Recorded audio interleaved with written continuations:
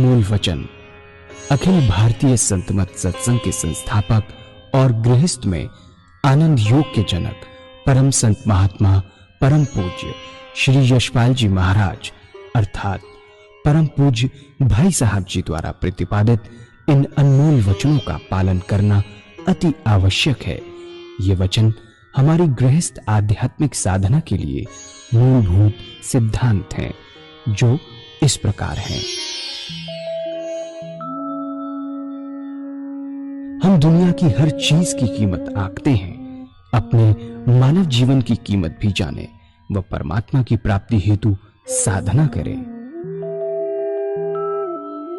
मनुष्य योनि एक उपहार है, इसीलिए परमात्मा को धन्यवाद देते हुए आधा घंटा प्रातःकाल, आधा घंटा सायंकाल पूजा अवश्य करें। सत्संग, सतनाम व सद्गुरु को प्राथमिकता देते हुए इसी के आधार पर ध्यान योगाभ्यास अवश्य करें व गृहस्थ के कार्यों को परमात्मा का कार्य समझकर उसी की याद में संपन्न करें। हर समय यह ध्यान रहे कि गुरु कृपा द्वारा परमात्मा की पवित्र सत्ता का हमारी आत्मा में वास है, अतः मन में निरंतर अपने इष्ट देव का जाप करें। मान सम्मान की इच्छा ना करें व अपमान से दुखी ना हो। परमात्मा के अतिरिक्त किसी और का भय ना करें। दूसरों की बुराई न करें, न सुने, सत्य व मधुर बोलें, अश्लील शब्द मुंह से ना निकालें, सभी से नम्रतापूर्ण व सुंदर व्यवहार करें। धर्म पत्नी के अतिरिक्त अपने से बड़ी से माता जैसा, बराबर की से बहन जैसा व छोटी से पुत्री जैसा व्यवहार करें। सांसारिक जीवन यापन की आवश्यकताएं अंतहीन है, इसलिए अधिक से अधिक समय सत्संग में व धन परोपकार में खर्च करें। याद रखें, न स्त्री माया है, न धन दौलत, न ही परिवार। माया वह है जो हृदय को परमात्मा से दूर हटा दे। अतः निरंतर सत्संग और सद्गुरु की शरण में रहने का प्रयास करें। भोजन अपने इष्ट को अर्पण कर प्रसाद रूप में परमात्मा की याद में करें। रात्रि में सोने से पहले अच्छे बुरे कार्यों का आत्मनिरीक्षण कर उसका समुचित पश्चाताप करते हुए ध्यान करें व प्रभु की गहरी याद में ही विश्राम करें। परमात्मा तू ही है, तेरी इच्छा पूर्ण हो।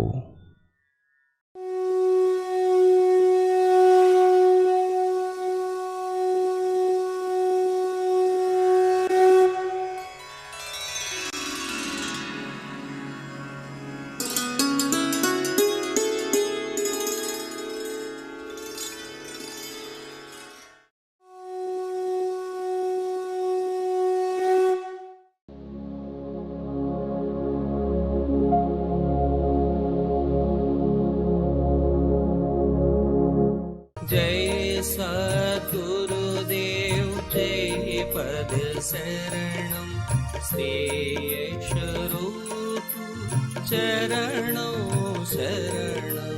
जय सद्गुरुदेव जय पद शरणं श्रेयस्वरूप चरणों शरणं।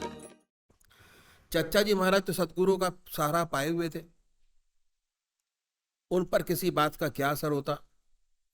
ध्यान अवस्थित हो गए, गहरे ध्यान में बैठ गए और ध्यान में बैठते ही वो जो रूह थी वे हाथ जोड़कर खड़ी हो गई, बोली क्या क्या है। बस उसको उसी अघोरी पर उल्टा छोड़ दिया। वह नाचा नाचा फिरता रहा, हाथ जोड़े, पैर पकड़े, बचाओ बचाओ। जब बड़ा रोया गिड़गिड़ाया तब महात्मा जी ने उसे क्षमा किया और कहा कि आइंदा ऐसी हरकत कभी ना करना, और उस आत्मा को आजादी दिलाई और वह भी बंधन से छूट गई। जब वापस पहुंचे तो लाला जी महाराज ने सब जान लिया और उन्होंने बहुत डांटा कि तुमने क्या किया, क्या ये हमारा काम है? ये तमाशा दिखाने का काम हम लोगों का नहीं है। कान पकड़ो और गाल पर चपत लगाओ कि आइंदा ऐसा कभी नहीं होगा। कान पकड़वाए, गाल पर चपत लगवाई। तो ये अंतर है मंत्रों की किस्म का, जो हमारे बुजुर्गों ने बताया नहीं बल्कि प्रैक्टिकल करके दिखाया। अध्यात्म में मंत्रों की बड़ी आवश्यकता पड़ती है, उसे कहते हैं बीज मंत्र। बीज मंत्र देने वाले बहुत से होते हैं, बहुत से गुरु हैं जो आपको ₹1.25 की माला दे देते हैं और कहते हैं कि भाई बजते जाओ सीताराम सीताराम, उसे से तुम्हारा कल्याण हो जाएगा। और कहते हैं कि गुरु की सेवा करते रहो, सारी जिंदगी माला रटते रटते हो जाती है, फायदा कुछ नहीं होता। ऐसे भी हैं। अब अध्यात्म में सच्ची तरक्की करने के लिए 2 विशेष बातों की जरूरत होती है। खेती को सफल बनाने के लिए 2 बातों की जरूरत है। एक तो जमीन बहुत अच्छी पकाई जुताई हो, उसके लिए पहले जमीन पे हल चलाते हैं, जो जड़ें घास होती है उनको निकालते हैं। जब जमीन नरम बन जाती है तब उसमें बीज बोते हैं। अब खेत सुंदर तैयार हो गया और बीज गला सला मिल गया तब भी कोई फायदा नहीं। अगर बीज बढ़िया मिला खेती लहराती है, अगर बीज कोई रद्दी सद्दी मिल गया तो सारी मेहनत बेकार हो जाती है। ऐसे ही साधक को पहले इस खेत को तैयार करना चाहिए। और खेत है हमारा अपना मन, हृदय। हम अपना हृदय तैयार करें, हम अपने आप को देखें कि हमारे खेत में घास कैसी है, इसमें कोई वीड्स तो नहीं है, जड़ें तो नहीं लटक रही, गंदी घास तो नहीं है जो बीज को नष्ट कर देगी। उस घास की हम सफाई करें और अपने खेत को तैयार करें। खेत तैयार करने के लिए सत्संग बड़ी मदद करता है। सबसे बड़ा मददगार सत्संग है। हम सत्संग में जाते हैं, जो बुजुर्गों की कृपाधार मिलती है, जो घर पर बैठ के नहीं मिलती, उससे हमारे हृदय में ऐसी शुद्ध भावना पैदा होती है कि प्रभु जितनी मेरी कमजोरियां हैं इन्हें दूर करो। जब तक घास नजर नहीं आती, जड़ें नजर नहीं आती, तो सफाई शुरू नहीं होती। ये भी बड़ी भारी परमात्मा की दया कृपा से होता है जब ये रोशनी पैदा होती है कि मेरे अंदर कमियां हैं, उनकी सफाई शुरू होती है। उदाहरण के लिए कमरा है, खूब अंधेरा है, उसमें आप सोए हैं, बेखबर पड़े हैं आराम से, सब कुछ बढ़िया लगता है। आपको थूक आया, बिस्तर पर पड़ गया, बिस्तर गंदा हो गया, लेकिन उसको आपका होश ही नहीं। अब इस कमरे में रोशनी ले आइए, लैंप ले आए, रोशनी होते ही आप भड़बड़ा उठेंगे, उठकर कहेंगे अरे ये मेरी चादर है, इस पर तो थूक गिरा है, इसको बदलो। और नजर दौड़ाई, अरे नीचे कूड़ा है, इसे भी साफ करो, ये मकड़ियों ने जाले लगा रखे हैं, इन्हें भी साफ करो। जब रोशनी पैदा हो जाती है, उसमें अपनी गंदगी और सफाई, अच्छाई और बुराई दोनों नजर आने लगते हैं। उस गंदगी को दूर करने का प्रयत्न आरंभ हो जाता है। यही सच्चा अध्यात्म मार्ग है। तवज्जे सत्संग के स्थान पर पड़ती है।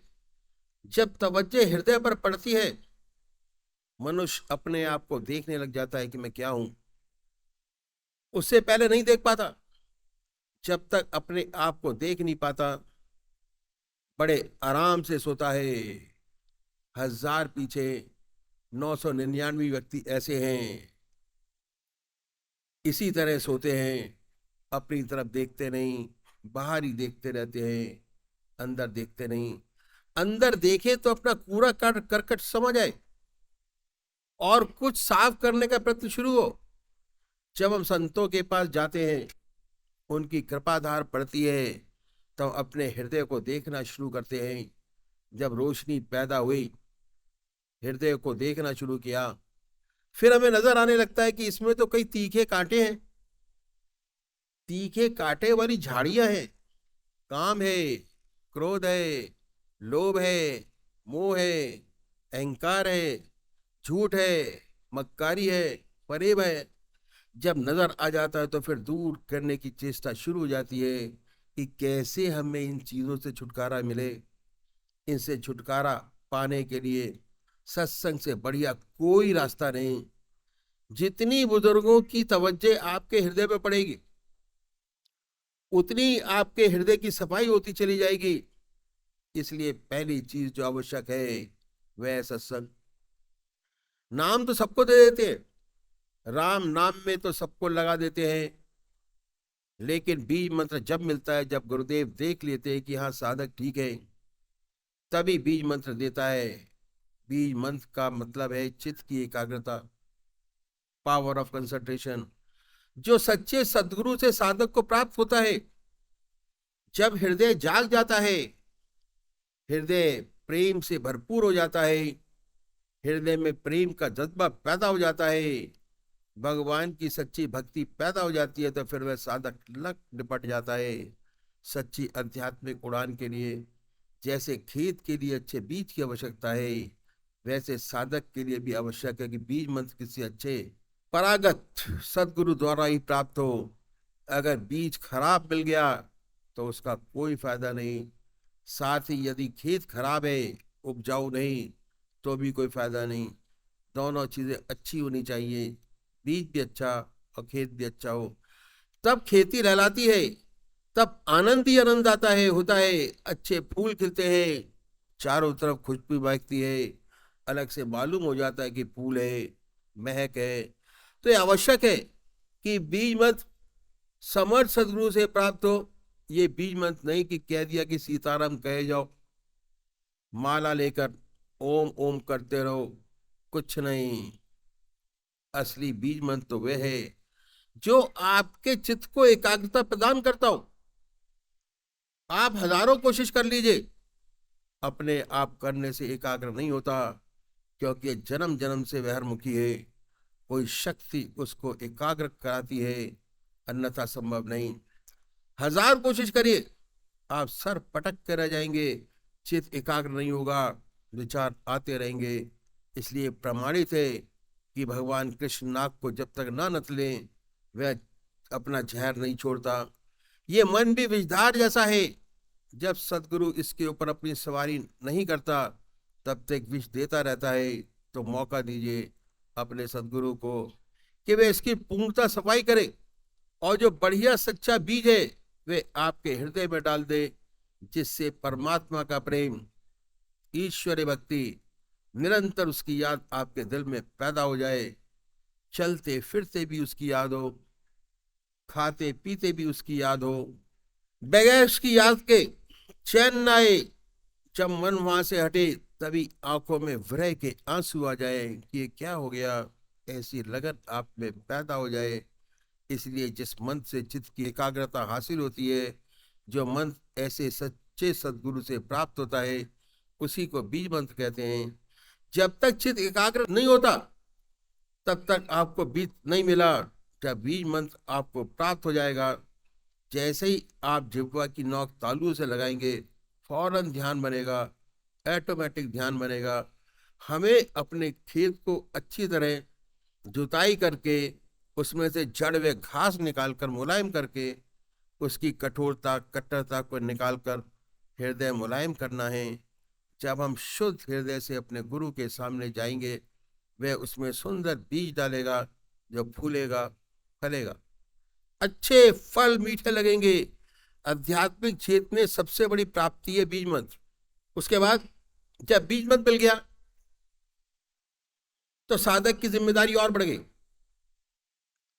अभी वह अपनी सफाई में लगा हुआ था, बीज मत मिलने के बाद उसकी जिम्मेदारी क्या बढ़ी कि उसे खाली वक्त परमात्मा को देना है। हम लोग तो गृहस्थी हैं, सारा समय तो ईश्वर को दे नहीं सकते। जब हमारे पास कोई काम नहीं, वह समय तो हम दे ही सकते हैं। इसलिए अतिरिक्त कुछ हमारे नित्य प्रति के कार्य हैं, ऐसे हैं जिनमें बुद्धि की अधिक आवश्यकता नहीं पड़ती। उन नॉर्मल रूटीन के साथ साथ किसी फिल्मी धुन गुनगुनाने के बजाय परमात्मा के नाम को ले सकते हैं, क्योंकि अब हमारी जिम्मेदारी और बढ़ गई। अब तो उस परमात्मा के नाम को छोड़ना ही नहीं चाहिए। जीभ को तालुए से लगाएं, प्रभु की याद में निरंतर डूबे रहें, संसार के सब काम करते चले, 10 बकार, दिल बयार, हाथ पैर काम करे, बुद्धि काम करे, हृदय परमात्मा की याद में बर्फ की तरह पिघलता रहे। अब क्या होता है, जैसे प्रभु की याद करते हैं हमारा चित्त एकाग्र हो जाता है। हमारी प्राणवायु की जो हमारी चित्त की एकाग्रता से बहुत घनिष्ठ संबंध है। हमारी प्राणवायु का हमारी चित्त की एकाग्रता से घनिष्ठ संबंध है। जैसे जैसे परमात्मा का चिंतन होता है वैसे वैसे हमारी प्राणवायु ऊर्ध्वगामी होती चली जाती है।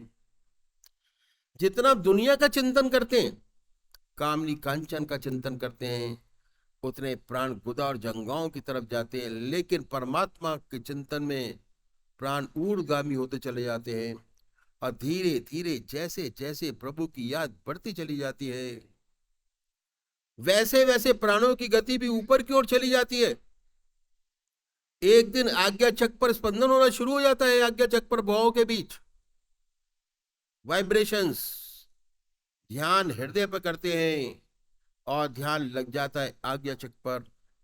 ऐसी स्थिति में हमें आज्ञा चक्र पर ही ध्यान करना चाहिए। लेकिन इस ध्यान की जो विशेष बात पैदा होने वाली है उसको गौर से सुनिए। हमारा मस्तक स्पंज की तरह है।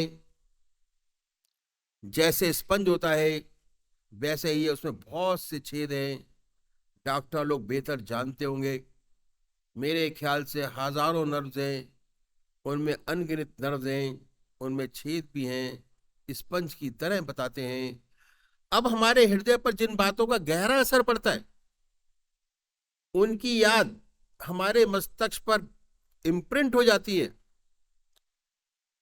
तब से मेमोरी का छेद दिमाग में बन गया।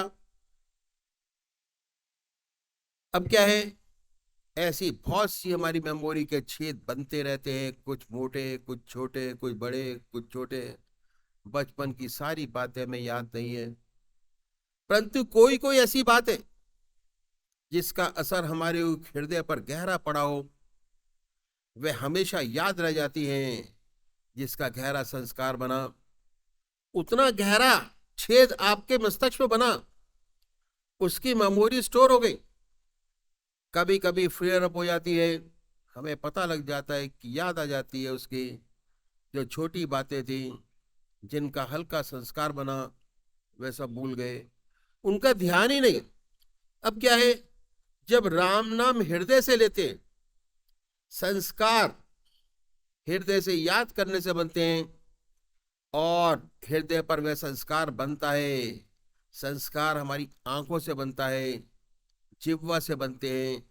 ज्यादातर संस्कार हमारी आंखों से बनते हैं। जैसे सेवक ने बताया कि जितना संस्कार गहरा बनता है उतनी उसकी मेमोरी स्टोर हो गई होती चली जाती है। जब हम हृदय से परमात्मा की याद करते हैं तो दिमाग में धीरे धीरे प्राणों की गति के साथ साथ जाप चलता रहता है। एक क्षण को भी उसका भूलते नहीं। धीरे धीरे हमारी प्राणवायु ऊपर मस्तिष्क में बैठती है, पूरे सल पर फैलती है, याददाश्त के छिद्रों को बड़ा करती चली जाती है और एक दिन ऐसा आता है कि ये याद बड़ी परिपक्व हो जाती है तो हमारे मस्तिष्क में चोटी के स्थान के आर पार छेद हो जाता है। हिरण्यगर्भ अंडे जैसी शक्ल की चीज हमारे मस्तिष्क में ही है। ये छेद इस अंडे के आकार को आर पार हो जाता है और फिर प्रत्यक्ष अनुभव होता है। बड़ी आनंदमयी मीठी मीठी बूंदें यहाँ से चोटी के स्थान से कमर में पीछे गर्दन से होती हुई टपकती हैं। कमर के बीच में इन अमृत बूंदों के टपकने से बड़ा आनंद आता है। जब बूंदें टपकती हैं तो रोंगटा रोंगटा शरीर का खड़ा हो जाता है। संसार के किसी भी भोग में इतना आनंद नहीं जितना इस बूंदों को टपकने में है।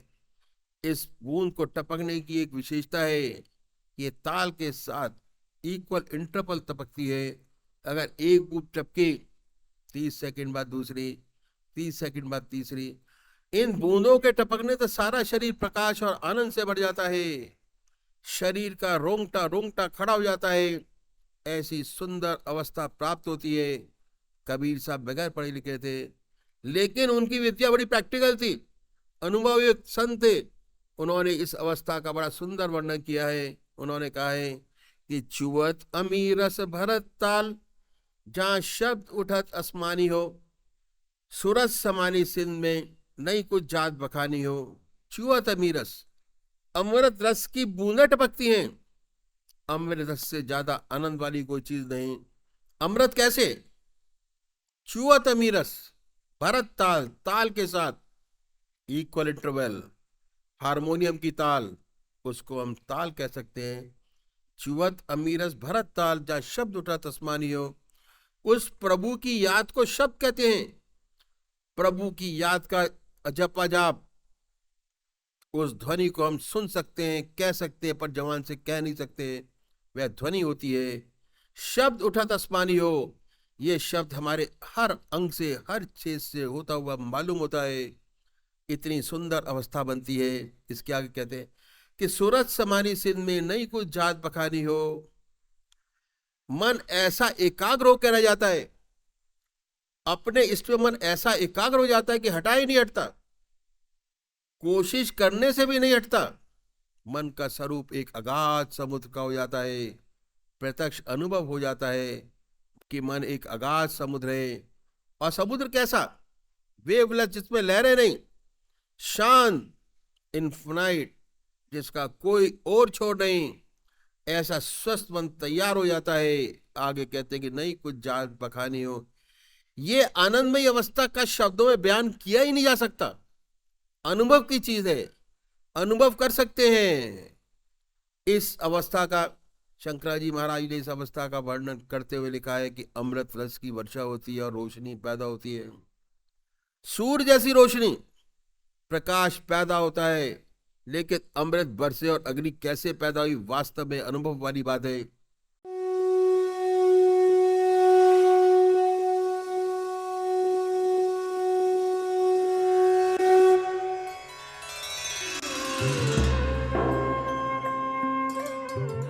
ध्यान योग के कार्यक्रम आनंद योग से निशुल्क जुड़ने के लिए संपर्क करें 9810239677।